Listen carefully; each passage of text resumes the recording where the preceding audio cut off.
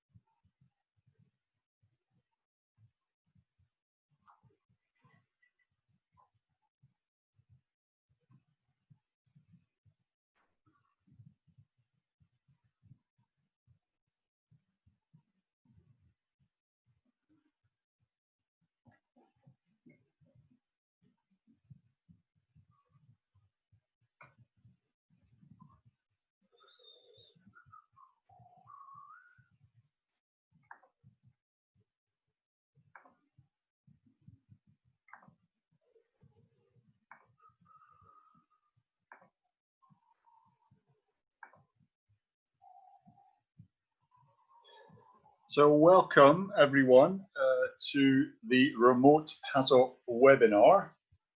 Hope you're all sitting comfortably. My name is Angus Keddy. I'm Director of Process Safety Matters, a process safety consultancy.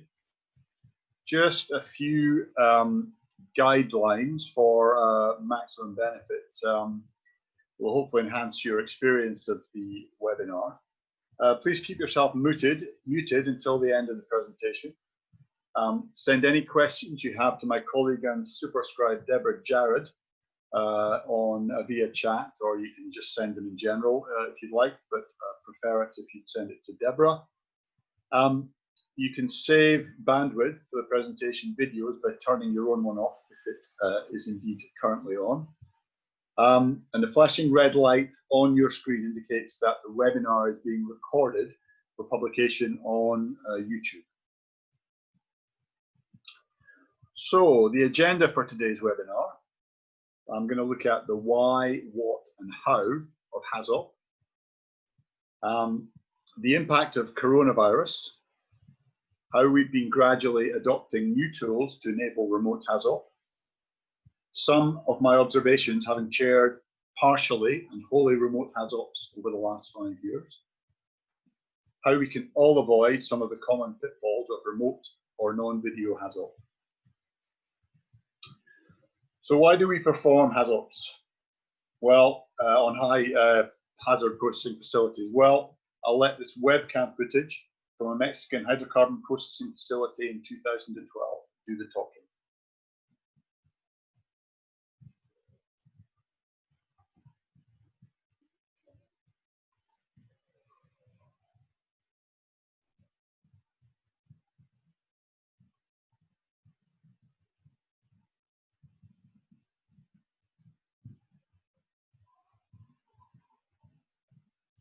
So this shocking incident, which occurred during a maintenance intervention, led to the release of high pressure flammable gas, which found an ignition source, causing 30 deaths. However, the only way to completely eliminate the risk of similar incidents is in fact not to build and operate such facilities, leading to an absence of valuable products that they generate, fuel, petrochemicals, fertilizers, etc., company profits, and employee contractor employment.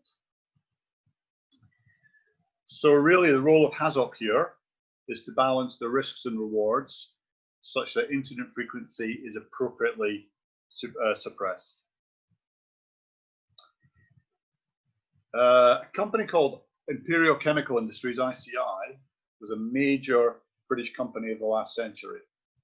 Founded in 1926, it was a pioneer in the field of pharmaceuticals and chemicals, developing and manufacturing such products as Perspex 1932, polyethylene 1937, the anti-malarial drug Paludrin 1940, and the breast cancer drug tamoxifen in 1978.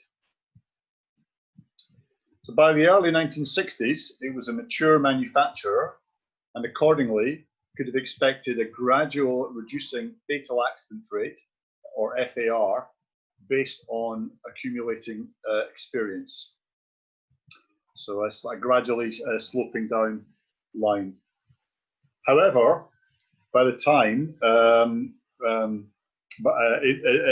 that time, advancements in technology had enabled ICI to start to build larger and more energetic facilities, so higher temperature and higher pressure. to drive continued commercial success. And this period coincided with an unexpected increase in the FAR.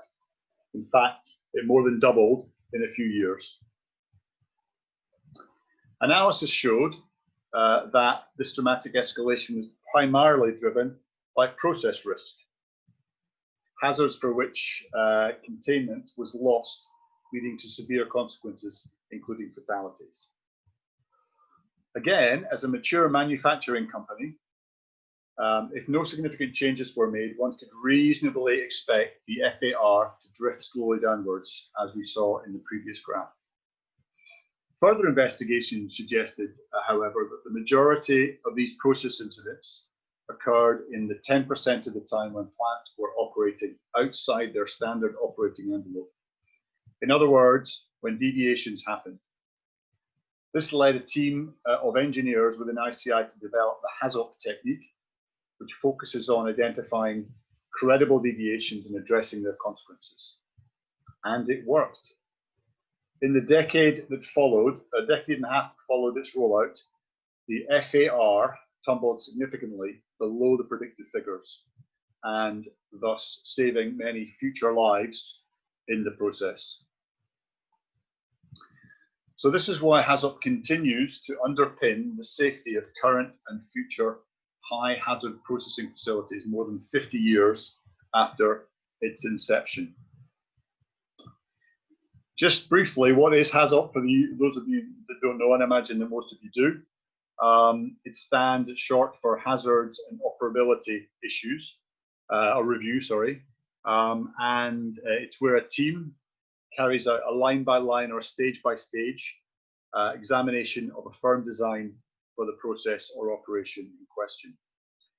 So here's a typical section or node, and it's normally a right-sized section of the facility to which deviation-seeking guide words are applied. Deviation-seeking guide words are applied. This particular node is a well fluid separator, three-phase separator for a facility offshore in Tunisia. So whilst being systematic and rigorous, it also aims to be open and creative. And generally, we're looking for credible causes of deviation. The team will then examine what consequences would be with their experience and judgment.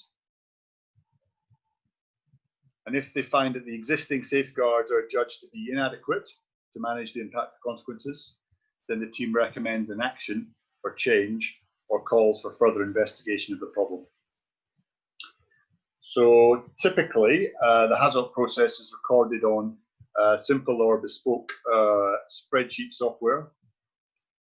And we will be looking to record the parameter guide words to identify credible causes. So in this case, a valve closed by an operator in error, leading to the ultimate consequences, upstream buildup of pressure leading to overpressure and loss of containment, and existing safeguards and action if required. So competent operator shouldn't be closing the wrong valve, and a PSV, pressure safety valve, is there in the event that he does. So in this case, no action was deemed to be required. And we carry this out for the whole facility. And over the decades, its application has prevented or mitigated many incidents. So what is the traditional HAZOP approach? I think you're all probably familiar with it. Essentially, what we do or have done until recent months is gather the appropriate people together in the same place. So this is a HAZOP that I worked with Deborah on in South Africa about 7 months ago, where the engineering design was carried out by a company called Linde, German company, and the operator was a company called, or is a company called Sasol, and the project was on the replacement of a condemned ammonia tank. So that's a nice picture of Deborah there, who was just off screen at that time. We would record the recording. Deborah would be typing in, would be recorded, projected on the screen. Scope drawings on the walls, as you can see here. So one of the things I'm currently missing about traditional HAZOP is that you sometimes find yourself in the right place at the right time. In this case, when the Rugby United Nation of South Africa were competing in the World Cup final against England.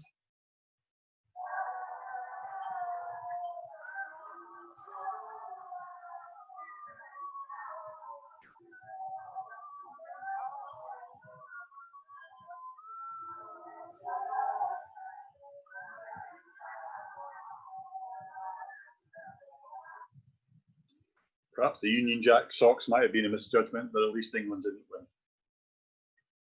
And then around the same time, a novel virus was transmitted from animals to humans and then humans to humans. And within a few months, global havoc was wreaked.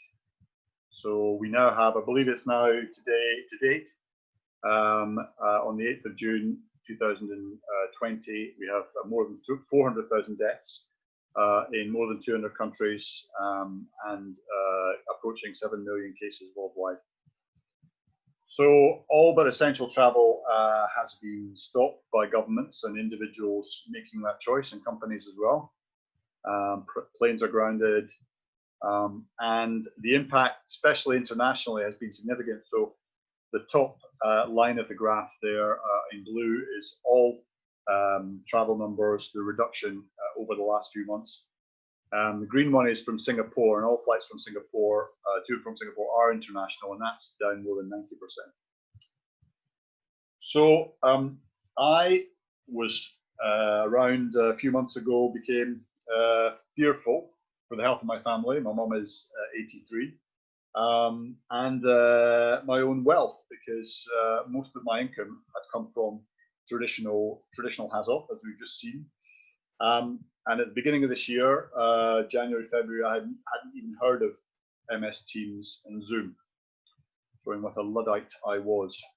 But then when I looked into it, I realized that the elements that enable us to carry out remote HAZOP have actually been around for years, and in some cases, decades. So feel free to shout at your screen with the answers. When did we first use the telephone? Almost 150 years ago. What about video conferencing? Almost as old as I am.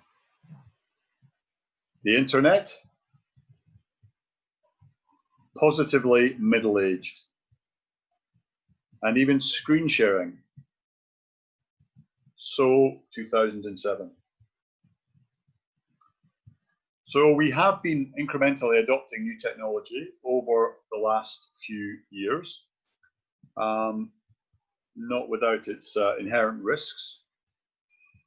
And when I look back on my career as a HAZOP chair over the last 9 years, I realized that I had chaired several remote reviews, which were partially remote. And then this year, 2 reviews, which were going to be traditional, became fully remote.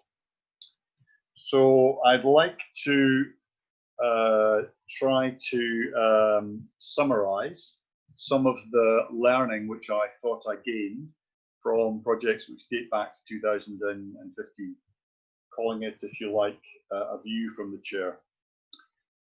So the first project that was partially remote was a Shell Curlew FPSO, floating production, storage and offloading vessel, that was based until 2019 in the North Sea off the coast of Scotland.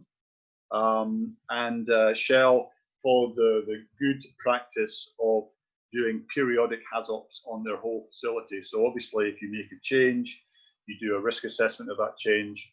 But if you do make a change at position A, point B at vessel C, at pump D, then somewhere that's not connected with any of them could be impacted by those 4 changes that you wouldn't see on their own. So it's good practice to do periodic HAZOPs every several years, and that's what Shell do. The remote element was that we had some experts with particular skills who weren't required all the time, who phoned in with their expertise, for example, rotating equipment expert for a compressor. And what I found there was something related to a remote HAZOP, but also a generic one. Oh, sorry guys. Which was that remote contributions should be fully prepared. So it's important for people who are coming into the HAZOP, even for a short time, to have access to all the key documents and to hopefully they will have time and enthusiasm to prepare their contributions so they will be up to speed. But a factor in that is that if you have the team together for a few days, then coming in cold is a little bit like coming late to a party where everybody's standing around talking to each other and obviously comfortable with each other. So just think about that situation. And I was thinking about that situation, and so started for traditional but also remote HAZOPs. When anybody joins the meeting for whatever length of time, I will get them to introduce themselves and get everybody round the table or who are contributors to introduce themselves to that person. So it makes them feel more comfortable and aids with their contribution. The current status of the project is it was operational until 2019, and then is now being decommissioned in my home city of Dundee, which is quite strange to be able to see something that you've worked on in the flesh, as it were. A second partially remote project was for Reliance, the Indian oil and petrochemical company, and it was carried out by a company called Genesis, who are a subsidiary of Technip. It was a HAZOP, so it was outside the pipe as opposed to being inside the pipe. And it was related to a subsea tieback project. And the whole project was done, the whole review, it was only 1 day or two maximum, was done where the client in India joined via remote video conference. And what the learning from that for me was that if you have the right technology and the right engagement and the right attitude, then you can certainly do a video conference HAZOP. So that was good learning for that. The current status is the project has been developed and is due to start up in mid-2021. So that's nice for me anyway. A third partially remote project was a Tullow Jubilee FPSO, so another FPSO. Again, Genesis had the job of managing an expansion HAZOP and constructability review as part of their design. The remote element was interesting because it was video conference, I guess, a little bit like the previous one. We had two sets of people in two offices. So most of the Tullow people were in Houston, 6 hours behind the UK. So we started, there was 2 days of it, and we started at 7 a.m. Houston time, and we continued till 9 p.m. UK time. So that was 8 hours for each team. And I guess the learning for me there was that I found that I was more drawn into the discussion where I was because you have the physicality of the people and visual cues, etc. And everybody else in Houston was in a small screen in the corner. So recognizing that, I tried to over connect with the remote participants to balance that out and found that to be quite helpful. The current status is the project is shelved due to the lower oil price currently and vessel turret problems. A fourth project, partially remote, is for British Sugar, so a sugar manufacturing company in the east of England.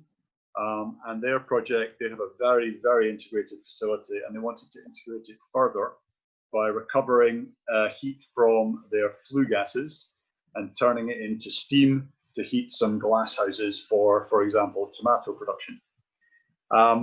The remote element this time was that a key participant, process design engineer, was phoning in from Australia. Now we were working on UK working time, so it was 9 till 5 in the day. And by the time we finished at 5, it was 2 a.m. in Australia. So although the engineer tanked himself up with caffeine and Red Bull, I noticed that after midnight, his contribution really started to drop off. And so I think the learning there was, I think it's key to push back on extreme time differences. If somebody's going to be sleeping when they would be contributing, then we should allow that to happen. And I don't think it's good for anybody to be contributing at what would be 3 a.m. for them. So that's just to bear in mind. Current status, not known, certainly to me. Partially remote 5 is one that's actually still ongoing. Linde Industrial Gases Company have a cracker project for Sibur, who are in the biggest petrochemical company in Russia, and their project is for a new cracker, and it's being designed by Linde, and I was working on behalf of a company called ARC to carry out the HAZOP and the SIL for the review. The remote element, that was most of the people were in the room in Munich, but so the Russian client and most of the Linde people and myself and the scribe from ARC, but some of the contributions were from the Linde engineering office in Baroda in India. And there, because of bandwidth issues, we found that we weren't able to always share the screen with them, which meant that when I was discussing their facility and what was being recorded on the screen, I had to then transcribe, or I had to tell Baroda what had been written down, and there was iteration. It was just inefficient and stressful. So it's really important to let the team see the screen. And I think the minimum is to see the P&IDs and to have the recording software and to toggle between the two. That's what I will often do. Current status is the EPC phase is ongoing. And then one of two remote projects. So one is an African mine sulfuric acid plant. And sorry guys, I think somebody's on.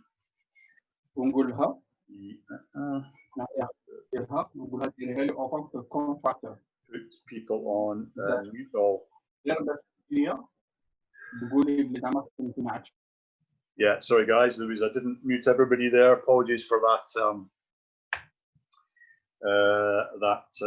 Having to do that. Okay, so African mine sulfuric acid plant. So sulfuric acid is being used in a facility in Africa, and it was constructed and ready to start. The company I was working for, Satarla, were commissioned with carrying out a process hazard assessment for a metal ore mine for the acid plant itself. And I was due to fly out there, and the day I was due to fly out, it was in March and everything was shutting down. So I didn't go, and in fact, it was quite good because some people who were already there for the company, I think, have only just got out. So challenging. We moved from doing the project in place to doing it online, and that went reasonably well, I would say. Oh, hold on. Just sorry guys, I'm going to have to unshare just for a second and then share again. Again, apologies for this. Slight technical issues. There we are. Let's move down to there. There we are. Okay.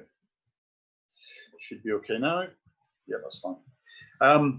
So the remote element was that consultants, we consultants were remote from each other, but the client was in a meeting room in where they were based. So that's how it worked. It was partially remote, I guess, still, although it was fully remote for me.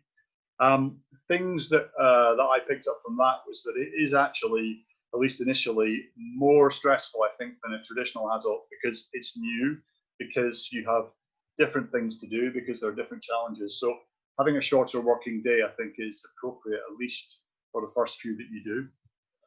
Use of a scribe, absolutely. Although I'm not scribing for the current project I'm on, certainly I would advocate, in most cases, using a scribe. I think because there's a lot of things to do. So not only are you sharing screens, toggling between screens, recording, seeing who's interested, seeing who wants to contribute. I think having two people is key. And also if you have somebody like Deborah, who I've worked with quite a bit, and she's in another part of England to me. So if we're both remote and we have our own internet connections, then if I go down, then she can continue on and vice versa. So it's kind of more a partner than a scribe. And then also leveraging site-based participants. So what we did that was useful was we got the lead operations engineer to go out and narrate some videos of the key parts of the plant, which was invaluable. And of course, anybody who's local can do that. So that was useful to know. The current status is the project's in the construction phase, and I think once the COVID is over, then it will be started, and that will be heartening.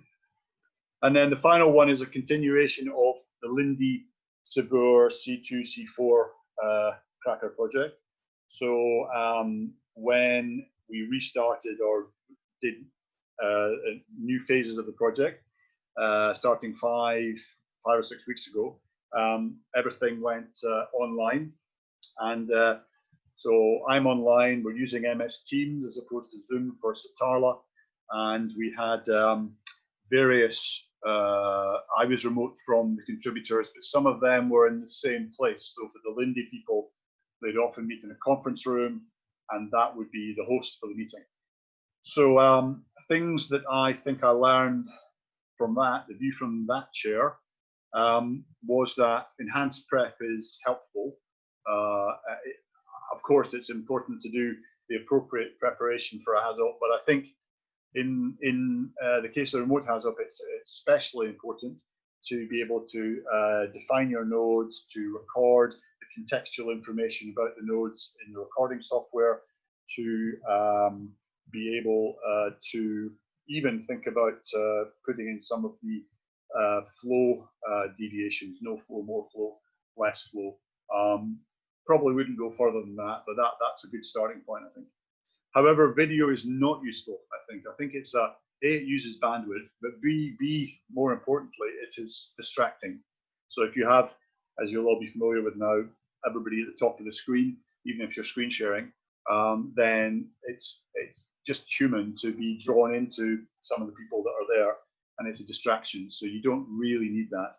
But of course, there are challenges to that as well, which I'll come on to. Make ample use of the chat box. I see some of you are doing that today, and that's great. You can use that for, I use it simply for, are we ready to start again after a break?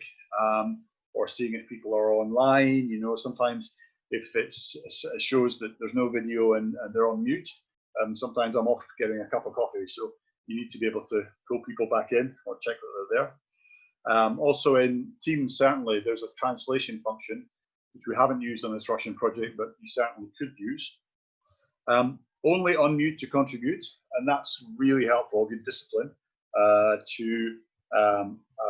Generally, the chair would be on unmute, but not all the time, especially when things are being translated for the Russian HAZOP. Then I'll often mute because there's nothing I can contribute at that point. Generated dropout protocol. Now, I find this quite helpful because people will drop out, even though the technology is robust, and I've dropped out of this, not often, but I have done. So when it does happen, I wanted to make people comfortable as to what we would do in that circumstance. And I'll show you a slide that reflects that in a minute. And finally, the corollary of not using video is that there's a loss of body language. So 50% communication, as we know, is from body language, and that's completely lost in this scenario. So you do need to, what I found was that things flared up more quickly than they might have done, and that's a learning for me, certainly, and I wanted to stop. When it did happen a few times, I was quick to stop it, have a break, and then come back in. So that was learning there, and as we know, the project is ongoing. So just a slide from that project. It's a Lindy Sabur ARC project, and the last few lines are the key here, I guess. I always try and do an intro presentation at the beginning of HAZOP to get everybody on board, and this was a new slide, and you can see there that I've determined or suggested what we do if any of the key contributors drop out. So if I dropped out, we designate a Lindy process safety person's chair. If Lindy dropped out, we'd need to reconnect and maybe reschedule. Also, it's important, again, on the not being in the room, there is a physical and physiological deficit. So I don't have too many answers here, but I just pose a question and maybe get some feedback in the discussion on this. So in the traditional meeting, you get the enhancements of movement and visual clues. So visual cues, you can see if people are bored, frustrated, upset, enthusiastic, which it's much, much harder to do if you're just relying on what you're hearing. Equally, if you are in the room, you can move around, and that can be helpful as well. So, for example, you can encourage people, you can prevent sidebar conversations. My best trick for that is to wander around behind the people who are on the sidebar and just stand there. And of course, people look at me, and then the people who are having the sidebar become self-conscious, and that tends to work pretty quickly. And then, hopefully not, but you can intervene or certainly come to the position where people are becoming difficult with each other, and you can't do that so easily in a remote HAZOP. So there are things to think about there in terms of, you can't do these things, you don't have these benefits, how would you compensate for that? Looking at some of the pros and cons of traditional versus remote, or as I'm going to call it, the future is probably hybrid, and hopefully you'll see what I mean in a second. So traditional HAZOP, everybody gets together. That's not happening at the moment, but it does have a lot of benefits. It's been working for 50 years, and something that's been going for 50 years and is still going must have something about it that's effective. Also, the relocation of some participants reinforces the planned schedule. So if you have people flying in, as we did for the South African HAZOP from Europe, from the UK and Germany, then that does focus people's minds on, we have 3 weeks, we should finish in 3 weeks, otherwise, it's going to be difficult to keep these people here, and they're expensive. Also, the enhanced communication I talked about in terms of the physiological elements, movement and a bit cues from non-verbal. But of course, it tends to be the highest running cost because you need to get people to a place and put them up, and etc. And most pertinently, it is going to be impractical in the near term. I can't see myself going abroad again this year for HAZOP, and so things will be done remotely. However, entirely remote is a bit of a misnomer. It's not a misnomer, but it's not actually how most HAZOPs will be done going forward. Because although it has the lowest running costs, nobody has to go anywhere, and it's a level playing field for participants. So if I'm in the room with people, I'm not going to be drawn into them rather than people that are remote. However, it's most vulnerable to comms breakdown. So we are, I think, about 15 to 20 people on the call today, and if anybody drops out, it could be pretty pivotal. It's a numbers game. And then, of course, increased participant stress, because we're used to being in a room with people and working in that way, and that's quite comfortable for us. And then if everybody's working from home in their office, then that's going to be a bit unsettling, at least to start with. But I think the future is really about hybrid. It's where, as I have done in the last two HAZOPs, there are remote people, and crucially, I think the chair is probably remote from everyone else, but not everybody is remote from everyone else. So in the example for Satarla, the consultants were remote from each other and from the client, but the client was all together. And in the case of the Sabur project, myself, the chair, is remote, and other but there are some group stakeholders, for example, particularly Lindy, who are together in Munich. Although there are some of their participants today, for example, people from Baroda joined again, and they were remote from Lindy, although perhaps not from each other. So it's just interesting. And again, it's about making sure those remote participants don't feel marginalized. And maybe that's a benefit of having the chair and the scribe being remote themselves, because you're remote from everyone, so everybody's treated in the same way.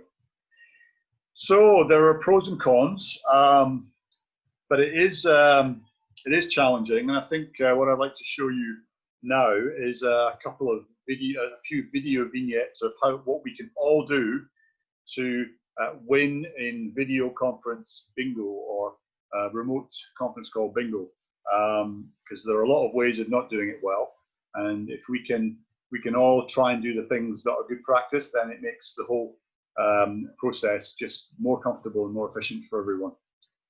So the first thing is to arrive on time, as everybody did today, I think, so thank you for that. Who's here? Tyler's here. That's here. Okay, the purpose of today's meeting is to discuss the... I'll be able to do it in like 30 minutes. John has joined the meeting. John, I was just trying to go over the purpose of today's meeting. Check your login details are valid. Give yourself 5–10 minutes before logging on to do that, because yeah, it's frustrating if you aren't able to join when you want to. Put in your access code.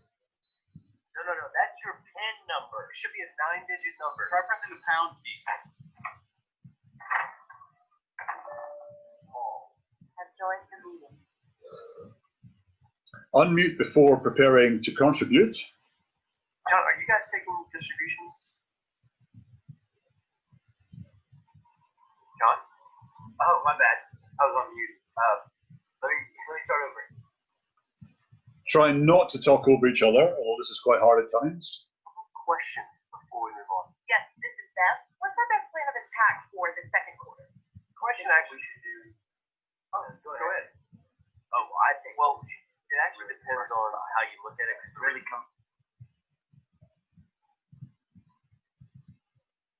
And then when you finish your contribution, mute to cut out background noise.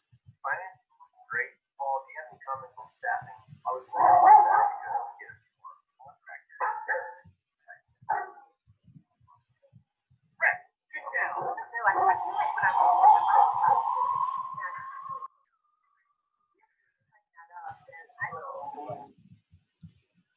Try to avoid distractions. We're all there to work.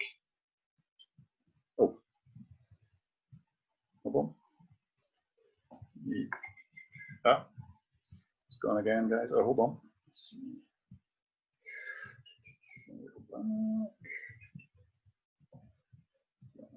So I prepared a presentation. I'm sharing it with all of you. You should be able to see it on your screen right now. Got it. And finally, and most importantly, contribute. That's it, guys. Beth, you'll send out a recap email. Basically taking the place you told me, correct? Yep, always do. Thanks for doing that, Beth. Hey, been here the whole time? Yeah. Oh. That's it, guys. Okay, guys. So just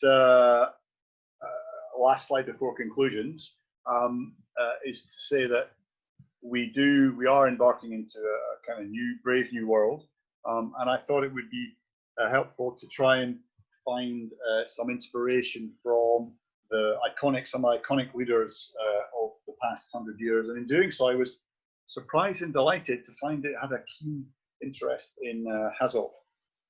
So Lenin, leader of the Soviet Revolution 1917, said, there are decades where nothing happens to HAZOP, and then there are weeks where decades happen. So he had an early interest in HAZOP. JFK, mid-century US president, supposedly said, we choose to do remote HAZOP not because it is easy, but because it is hard. There was a rumor that he was talking about the US space program there, but I'm not entirely sure. So to conclude, we need to keep doing HAZOP because it's been shown to be effective for the past several decades, half century in fact, saving future lives. But COVID-19 has severely disrupted the traditional approach. So we need to look at new ways of doing something that is effective. There is fortunately robust, tried and tested technology which underpins the remote alternative. And therefore, I would encourage you to absorb HAZOP remote learning around you. Embrace the change because I believe the future is hybrid. And as another great American in this century this time apparently said, remote HAZOP, yes we can. So thank you for that, everyone. I'm gonna see, we have some questions. Chat. Hold on, I'm gonna stop screen sharing and I'm gonna open up the chat. Okay. Okay. Okay. Yeah. It's a question from Ujwal Ritwit and saying having some connectivity issues. And so we're going to share the slides. We're certainly recording. I'm happy to share the slides in PDF, but it will be on quite soon after I've edited it. It'll be on YouTube quite soon, and I will send that to you. There we are. It was from Deborah saying I can mute and unmute everybody, which I did. Mike Robertson, other meeting softwares you can show two screens at once. Yes, Mike, I think, although we haven't been doing that, pretty sure, yes, in fact, we did that on with Teams. And if you've got two screens, then you can show those two screens. Or you can, what I've been doing more recently is just having part screens and having the left-hand side as generally the recording software and the right-hand side is the P&IDs. But certainly on Zoom, on MS Teams, and probably on Zoom, you can use multi-screen. So I think that's pretty standard, certainly for Teams. Yeah. Okay, that's all good. Thank you from Mike. Yeah, great. So those are the questions. Let me just try to unmute everybody. Is anybody, if you've got your ability to ask questions, anybody want to raise their hand and ask any questions, or I'll leave that just now. See where everybody is. So we've got Deborah there, looking good. Hello. I mean, although my video isn't working, but I'd invite everybody, if they want to put their video on, they'd be very welcome to do so. And we have Mike there. Nice to see you, Mike. Jorge. Hope I pronounced your name correctly, Jorge.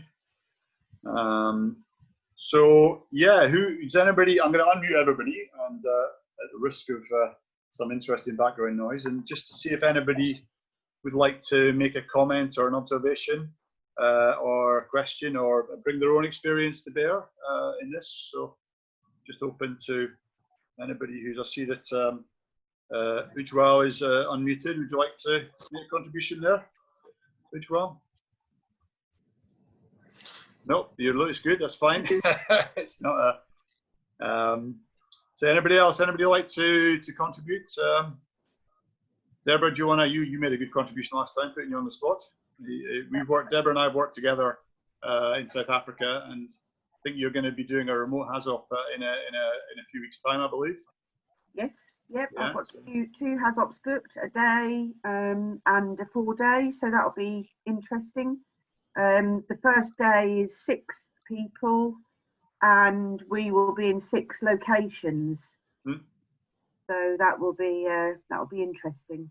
Oh, so you're going to be it's going to be really remote then, isn't it? That'll be interesting compare notes with you afterwards. Yeah, and I think there's always a lot of preparation with a HAZOP, you know, collating documentation, but I think the preparation is a lot more meaty in a remote HAZOP. You've got to have things in front of you, open.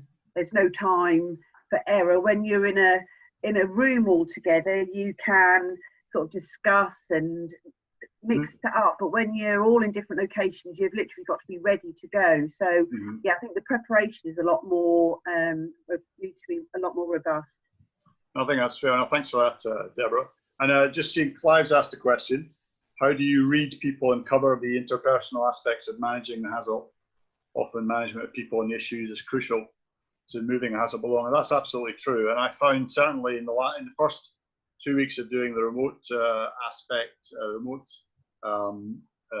review for the Sabur project, it was particularly challenging at times.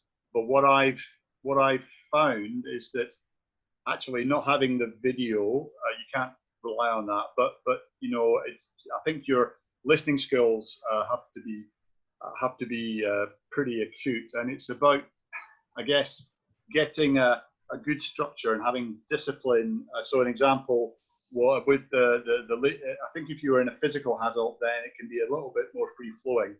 But I found, especially in one that has to be translated and is remote, then I would have quite a structured approach to say, okay, so let's get Lindy, the engineer, to identify what the causes are, get them all done, and then get that translated, and then get the client, the operator, to comment on that, add some, make their observations, and then going through each of the scenarios, cause, consequence, safeguard. Lindy, can you put these in? And then getting it translated and having a discussion. So I think being disciplined and a bit more rigid than you would be, I think is helpful. So hopefully that is helpful. Clive, thanks for asking the question.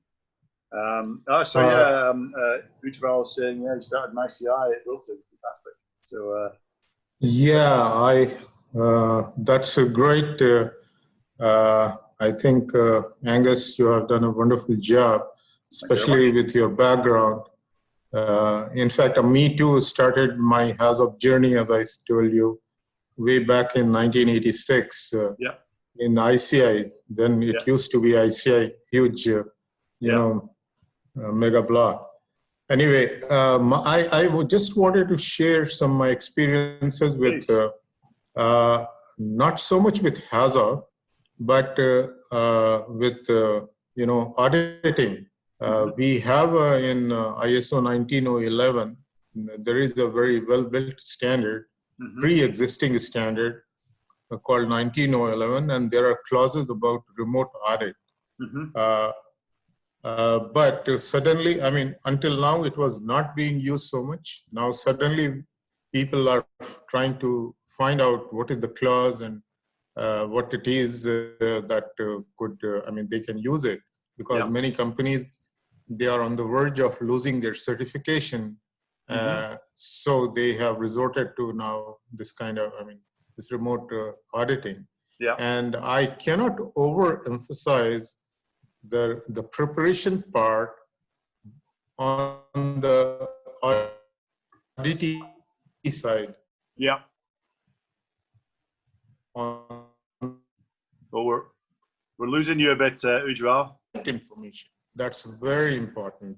Okay. I mean, Ujval, do you want to turn your video off, because we're losing some of your contributions? Because as an you get blank.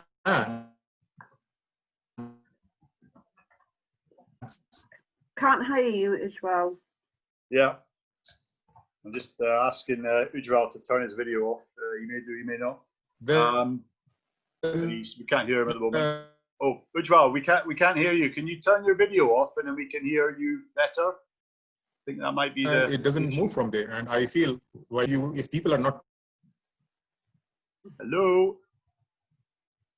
Oh, okay. Well, we'll hopefully have Ujval back. I'm gonna mute him there. I don't know where he's gone. We had another. So Mike Robertson, you're saying that you're doing remote HAZOP in an hour or so. So that's exciting. Have you? And then you say that you you node your drawings and send them through, which I think is a great idea. Do you want to say some more about, share some of your experience, Mike, on that? It's up to you, of course. If you want to unmute yourself. Let me unmute you. There we are. Hold on, let's unmute. You unmuted? Do you want to? Yep. Hello, Mike. Yes, you're on. Okay, sorry. Something was keeping me from unmuting. Yeah, I've been doing a lot here lately, pretty much when COVID started.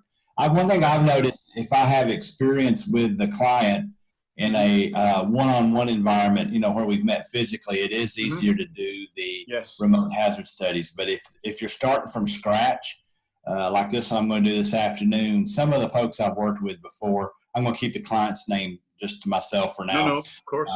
I've got a lot of things I've got to sign, blah, blah, blah. I'm sure. But I find it better to start, you know, in a conference room than if we have to do makeups. Then it's not as hard to do remote. This will actually be one of my larger ones. Most of the other ones I've done have been with very few people, maybe 4 to 6. There could be up to 11 people in this one. So it could be challenging. We're doing Teams. And I don't think we'll be doing video. I don't do video. I just do audio and then show the hazard study program. Actually, we're going to be doing this one in Leader. Leader's not one of my stronger softwares. I've worked more in PHA Pro or PHA Works. Yeah. So it could be more challenging than I think. But thank you for letting me share. No, thank you for that. And yeah, I think it is. Certainly, turning the video off, I don't think there's any great advantage to video. I mean, we saw it was great to hear from Ujwal there. And then I think partly maybe because of the video, you know, we didn't hear everything at the end. And so that's just good learning. And I think, but I think where video can be useful, Mike, just as a suggestion, if you haven't met people before, and I had this morning, it's good just to use video. If everybody, you know, you invite people who you don't know to just come on and do, you know, a minute saying who they are and what they're about, because then you can see them. And I think that for that particular thing, I think having video is helpful. It's just my gut feeling about it. So, you know, something to think about. So, yeah, no, that's good, guys. Is there any? Oh, Deborah, please, hand up in the corner.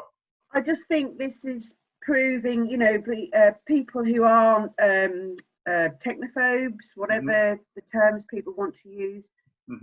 This is really highlighting, you know, people's ability, isn't it, to be able to use a technology. It's a real test going forward, I think. No, I think that's a good contribution. I think that with you know, humans are such that we're a bit daunted by things that are new. And then we engage with them, and in this case we've had to, and then you find out that actually it's not so hard. So it's that we've gone over that learning curve to an extent, and we're getting comfortable with it. And you know, and that to me shows that going forward, this is going to certainly be a large part of HAZOP and many other things going forward, because we've demonstrated it to ourselves. So thank you for that, Deborah. Any other final comments, suggestions, questions? Yes, we have Svetlana, please. You unmuted yourself, Svetlana. We can't hear you yet. Nope, I can't hear you. Anybody else here, Svetlana? Hold on. Let me try and unmute you. Okay, unmute. Hold on. Thank you very much. Yeah, no, pleasure. Yeah. I faced a few minutes ago, before the webinar, I had a HAZOP remote meeting. Okay, great. And I found out it is very hard to plan. It needs more planning, especially it takes a lot of time and more time consuming than before, than the traditional one. Absolutely. The good point was the team of the specialists was gathered in one room, so they could see one screen. Otherwise, the meetings before, I had everybody on a different laptop with a different technological capabilities. It was very hard for me, but I really appreciate this meeting. Thank you very much. It was very nice. No, thank you for that contribution, Svetlana. You can mute yourself again. No, that's great. Anybody else want to say anything before we sign off? I think I've certainly enjoyed that and appreciated the chance to interact with everybody here. Anybody got any final points they want to make, or are we good to just finish there? As I've said, it's gonna I will edit this slightly, if only just to take the beginning bit out, in terms of the screen, blank screen, and then I'll put it on YouTube. So again, thank you very much for everybody's contribution. It was really helpful. I'm glad everybody joined, and yeah, enjoy the rest of your day. For most of you, it's going to be longer than for us in the UK, but enjoy the rest of your day. So thank you very much, and see everybody again. Thank you, Angus. Bye. Bye. Bye. Thank you. Bye-bye. Bye-bye.